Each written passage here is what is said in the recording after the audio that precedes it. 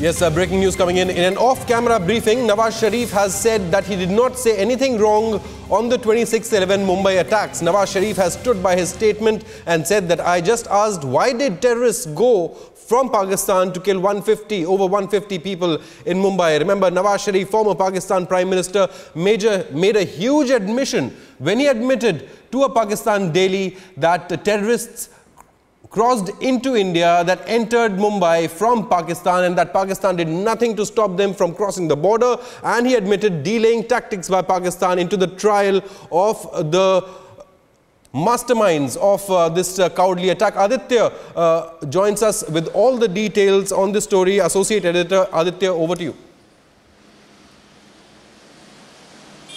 Well, yes, it's a big development coming in. Shobit, we had reported first 2 days ago that Nawaz Sharif, the former Prime Minister of Pakistan, has finally admitted that Pakistan had a role to play, in fact, in this massive terror attack in which 166 innocents lost their life. Now is the second big expose, second big admission that we are breaking first on Republic TV. Nawaz Sharif has not just admitted to the fact that Pakistan was responsible for the horrific Mumbai 26/11 attacks and the conspiracy was hatched on Pakistan soil, but now he has also said that the Pakistan army and the ISI were very much aware about Mumbai 26/11 attack. He was informally speaking to journalists inside the accountability court this morning at around 10:30 a.m. I have the exact quote of Nawaz Sharif. While speaking to the journalists, he has said, what's wrong in the statements I have made? I asked, why did the terrorists go across to kill 150 people? I need an answer to this. In the past, this reality has been admitted by General Pervez Musharraf,